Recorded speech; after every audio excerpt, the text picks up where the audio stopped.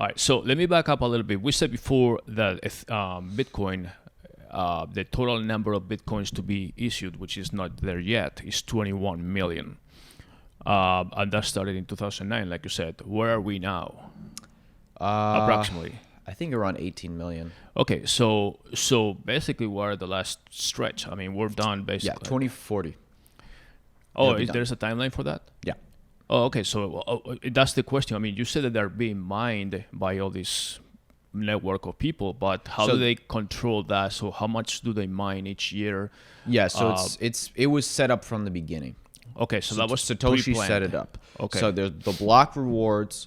This is, if people have ever heard of the halving, Bitcoin halving, it's basically halving the block rewards. So back in the day, the block rewards were way, way more, and now they keep going in half and half. We just had a halving recently.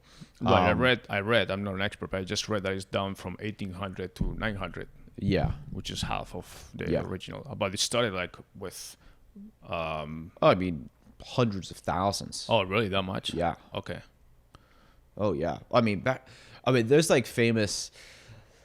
Like yeah. Bitcoin used to be pennies and then a few dollars. So now we're at 900 per year. Is that what it is? Or no, it's per block.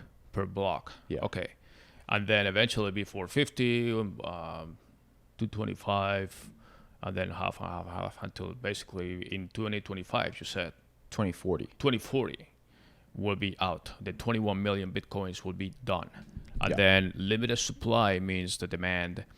When the demand increases, the price increases. So it's the opposite of fiat currencies. Right. That's fiat currencies are inflationary. Bitcoin is deflationary. All right. So let's elaborate a little more. Let's go a little more expansion into that. Fiat currencies, and this is why I started the podcast with the Fed and all the printing money that we're doing now. And to make a little bit more of history, most of the countries' fiat currencies used to be somehow attached to gold, which is another thing that we may discuss. So in other words, the country's ownership or possession of gold, based on the value of gold, you cannot trade with gold. At least in modern times. Back in the days, people used to trade with gold, but now you have the gold in a Federal Reserve safe or whatever, and then you will make dollars that are based on the gold. At some point, Nixon basically said we're not going to be attached to gold anymore, and then said dollar and gold are separate. And that I just opened a whole kind of worms for it. Once the U.S. did it, all the other countries did it as well. So now we're at the opposite extreme, where the government is just printing money when they need it, which basically is devaluing the dollar or any currency. European countries, euros, Chinese have been doing that forever, so it's nothing new to them. But basically, you start printing money just because you need it, which means the famous universal basic income and all that stuff that was, where are you going to get the money from to fund the universal basic income and all this. Andrew Yang, the candidate, that was justifying where the money is coming out. Now it doesn't really matter. I mean, the government is just printing money out of there at the Fed.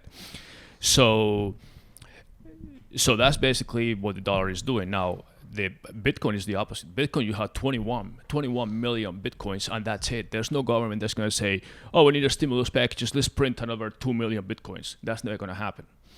So that currency being limited, that means that the value of the Bitcoin may go up exponentially.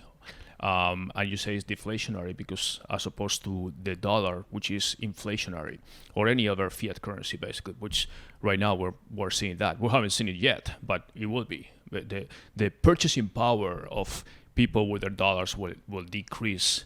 Not will. Is. Not will. Is. I mean, this year, inflation estimates, real inflation, is like over 6%. Right. Well, I mean, it will decrease even more as a result of this pandemic effect that we have now, where we're just printing like.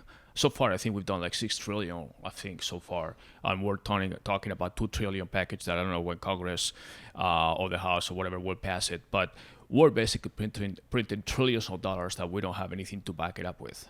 So that will create a huge inflation for the dollar, and people don't realize that their buying power is going to be decreased. You're gonna get this maybe this to $100 check, and you say, okay, it's great, but before with those $200, you were able to buy a certain amount of things. Now you're going to buy only half of the things. And a lot of people just say, oh, well, the cost of living. Yeah, that's inflation. That's basically what it means. It means that things that you were normally able to buy before, you will not be able to afford now. Even if you before with a certain salary were able to buy your house, if you were to buy your house today, it's not that the house has appreciated. The problem is that the house has inflated, and now with your salary you cannot afford your house anymore like you did 10 years ago, and that's actually a result of inflation. It's like a hidden tax basically.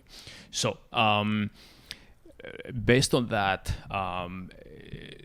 Bitcoin on what is the limit for Ethereum then? Is there also there's a limit. I don't remember. Okay, but it's the same system, right? I Yeah. mean, there's a limited number. Is that the same for all cryptocurrencies pretty much approximately? I mean, is that For a lot of them, yeah. I mean, I don't really pay attention to a lot of them. I mean, I think ultimately you'll probably have at most maybe 4 or 5 major ones left. Like if we're talking like, let's fast forward 30 years, you'll probably have like It's 4 gonna or 5 consolidate. maybe. Right. I think again, I'm just saying what is the most likely outcome. I'm not saying this will 100% happen. If I had to guess, I think Bitcoin and Ethereum will be the main ones. I think Bitcoin will be the primary store of value, and that Ethereum will be used for all of the decentralized applications. And then the other ones, I think you'll probably have like maybe Monero or Zcash for privacy, because those are the ones that they operate differently and how they